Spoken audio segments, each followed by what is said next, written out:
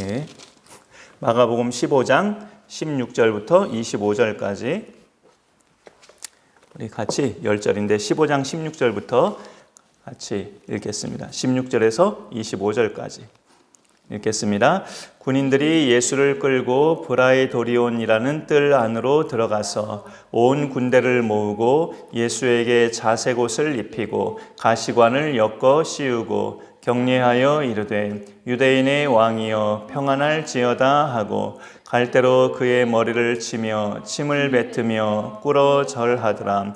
희롱을 다한 후 자색옷을 벗기고 도로 그의 옷을 입히고 십자가에 못 박으려고 끌고 나가니라. 마침 알렉산더와 루포의 아버지인 구레네 사람 시몬이 시골로부터 와서 지나가는데 그들이 그를 억지로 같이 가게 하여 예수의 십자가를 지우고 예수를 끌고 골고다라 하는 곳, 번역하면 해골의 곳에 이르러 몰약을 탄 포도주를 주었으나 예수께서 받지 아니하시니라. 십자가에 못 박고 그 옷을 나눌세 누가 어느 것을 가질까 하여 제비를 뽑더라. 때가 제3시가 되어 십자가에 못 박으니라. 아멘. 예, 오늘 말씀은 이제 마가복음 15장 본문으로 왔지만 어제 마가복음 14장 그 본문에서 그 14장 본문에서 42절에 일어나라 함께 가자라는 이런 예수님의 말씀을 우리가 제자들에게 하시는 것을 마지막 절로 보게 되었습니다. 일어나라 함께 가자라는 이 말은 우리가 몇 주 전에 아가서 말씀에서 그 솔로몬 왕이 그 술람미 여인을 향해서 이제 겨울도 지나고 비도 그쳤고 지면에는 새소리가 들리고 꽃이 피었으니 일어나서 나와 함께 가자 하면서 청혼하는 그런 내용으로 우리가 읽은 바 있었습니다. 그 우리의 믿는 자들의 참 신랑 되신 예수님께서 어제의 말씀 끝자락에 제자들을 향해서 일어나라 함께 가자라고 하는 것은 이제 예수님이 잡히시는 그 현장에 이렇게 체포하러 오는 대상들을 맞이하러 가는 길에 나와 함께 가자라는 그 내용으로 우리가 읽어볼 수 있죠. 신랑 되신 주님과 함께 가는 것은 솔로몬이 술람미 여인에게 청혼한 것처럼 그렇게 지상낙원 같은 그런 천국과 같은 그런 행복한 삶으로의 초대도 물론 포함이 되지만 또 그 주님의 고난받는 현장에 또 함께하는 것도 이렇게 함께 가는 것에 포함이 되는 신부의 삶의 모습이다라는 것을 우리가 또 같이 성경을 균형 있게 본다면 그렇게 들여다볼 수 있죠. 주께서 우리와 함께 가자 하시는 것은 당연히 좋은 곳에 또 하나님의 영광이 드러나는 곳에 함께 가자는 거지만 그 안에 그러기까지 고난과 십자가 이것이 또 있다는 것을 우리가 기억할 필요가 있는 거죠. 그래서 주님께서 나와 함께 가자는 것은 십자가를 지는 그 길에 함께 가자는 것일 수 있어요. 그런데 오늘 말씀을 쭉 보면은 이제 그 실제로 골고다 언덕까지 예수님이 이제 십자가에 달려 돌아가시기 위해서 실제로 사형수가 직접 이렇게 십자가를 지고 갈 때에 그것을 버티지 못해서 대신 지게 하는 그런 풍습도 있었죠. 오늘 예수님도 말하자면 다른 이가 대신 십자가를 지고 그 골고다까지 올라가게 됐는데 21절에 보면 사전에 예고된 사람이 아니었다는 것을 충분히 알 수 있어요. 마침 알렉산더와 루포, 이 두 아들 알렉산더와 루포의 아버지 구레네 사람 시몬이 시골로부터 와서 지나가는데 우연히 지나가는 것처럼 이렇게 그가 지나가서 이봐 하면서 이렇게 부르면서 그 시몬에게 예수의 십자가를 지웠다라고 볼 수 있어요.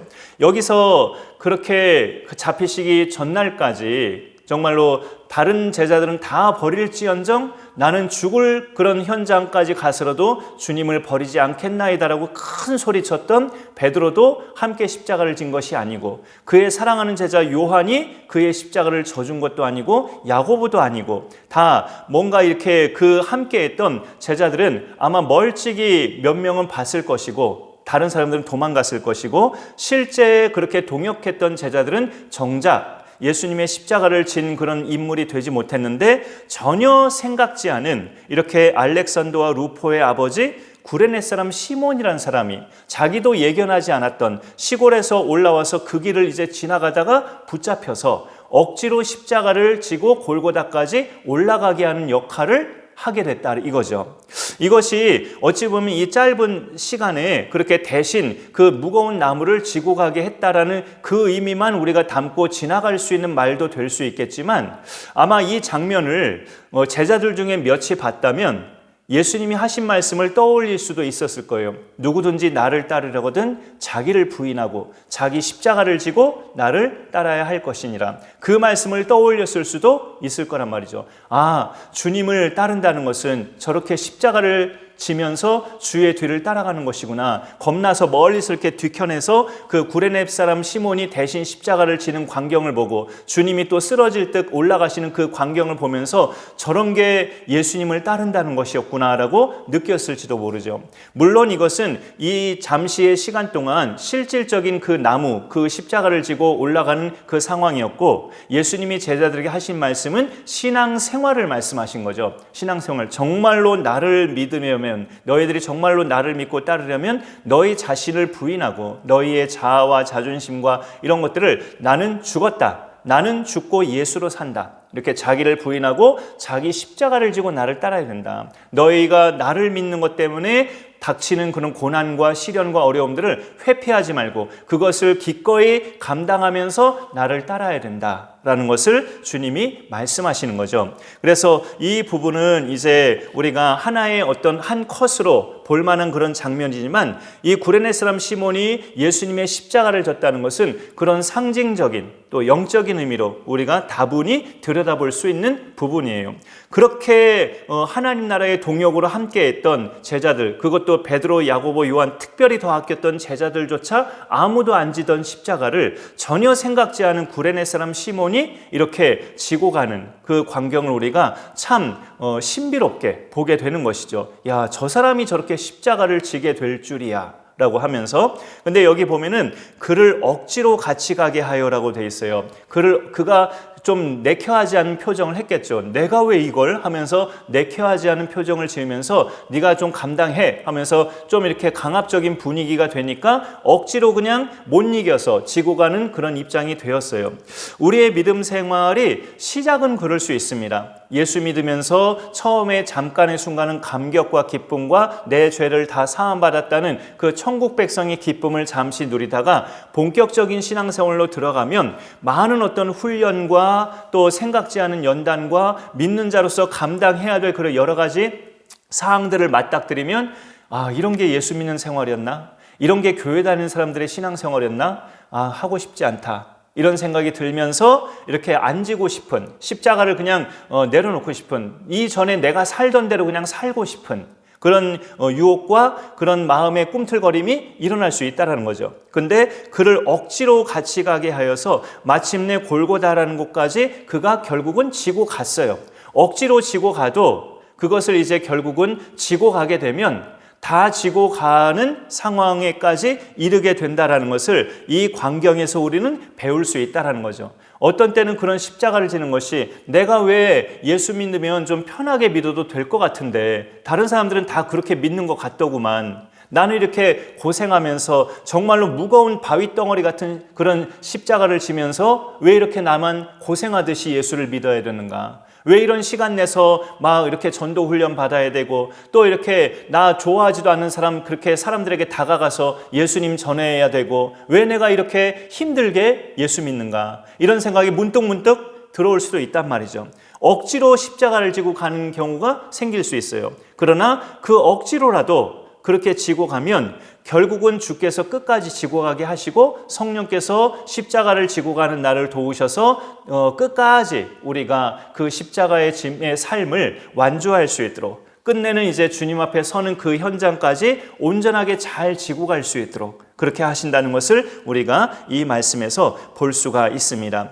이 예수님이 십자가를 지고 가시기까지 예수님은 또 그 앞에 본문에 보면 16절에서 20절까지 굉장히 그 조롱과 침뱉음과 또 핍박, 이런 무시당함, 멸시 이런 것들을 복합적으로 당하신 그런 상황을 우리가 볼 수 있죠. 그리고 또 이들은 장난식으로 비웃으면서 한 말이었지만 맞는 말은 18절에 격려하여 이르되 유대인의 왕이여 라는 이 부분, 유대인의 왕으로 나신 이가 어디 계시냐 하고 동방에서 온 박사들이 처음에 마태복음 2장에서 표현한 것처럼 예수님 맞죠? 유대인의 왕이요 온 만왕의 왕이시고요. 그 다음에 그 뒤에 보면 이것도 비웃음의 인사지만 평안할지어다 라고 말하고 있어요. 근데 놀랍게도 이 인사를 부활하신 예수님이 제자들에게 나타나셨을 때 하신 말씀이에요. 너희에게 평강이 있을지어다. 제자들은 귀신을 본 것처럼 놀래서 막 이렇게 믿기지 않게 당황하고 충격받지만 그 부활하신 예수님이 하신 말씀이 평강을 빈 겁니다. 샬롬, 너희에게 평강이 있을지어다.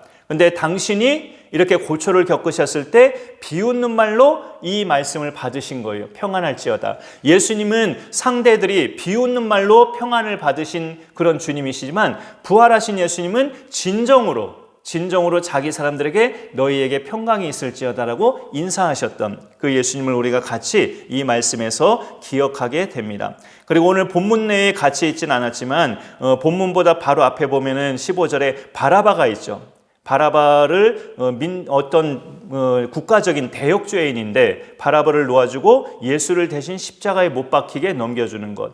이 바라바가 바로 우리인 것을 우리가 또 생각해 볼 수 있고, 그 다음에 본문 뒤편에 27절에 강도 둘을 예수와 함께 십자가에 못 박으니, 이 강도 둘이 우리가 또 같은 죄인의 선상에 있는 우리의 모습인 것을 같이 보게 됩니다. 그런데 이제 여기 마가복음에는 보면은 쭉 봤을 때 강도들도 예수님을 욕하더라라는 말이 계속 나오고 있는데 누가복음에서는 그 중에 한편 강도는 회개를 하죠. 그러니 이 강도들 중에 같이 예수님과 함께 십자가에 못 박힌 대상들 중에 회개함으로 예수님께 속한 사람들이 바로 우리인 것을 또 하나님의 은혜로 우리가 감사하게 생각할 수 있습니다. 이 내용을 우리가 같이 오늘 목요일 날 말씀으로 묵상하게 되었는데, 십자가를 진다는 것은 예수님을 따른다는 것은 이 얼떨결에 십자가를 졌던 구레네 사람 시몬과 같이 자기 십자가를 지고 예수의 뒤를 따르는 것임을 예수님이 사전에 제자들에게 말씀하셨죠. 그 말씀을 우리가 다시 기억하면서 예수님 믿는다는 것이 구원받은 것에 대한 안심과 어떤 감사 또 편안함 이런 차원에 머무는 것이 아니라 우리가 주님이 부르시는 그날까지 그 십자가를 내가 회피하지 않고 지고 가는 그런 믿음의 삶, 그런 믿음의 생활, 그것을 견디며 감당하는 믿음의 생활인 것을 오늘 말씀을 통해 또다시 확인하게 됩니다. 그 말씀을 기억하면서 오늘도 하나님, 제가 이 땅에 사는 동안에 저의 몫의 십자가를 잘 감당하며 피하지 않고 능력 있게 감당할 수 있는 믿음의 승리자가 되게 하여 주옵소서. 그렇게 기도하면서 나아가는 이 시간 되기를 소망합니다. 우리 같이 찬양곡 부르도록 하겠습니다. 찬양곡 집에 523번 내 마음의 주를 향한 사랑이, 같이 한번 부르겠습니다. 523번 찬양.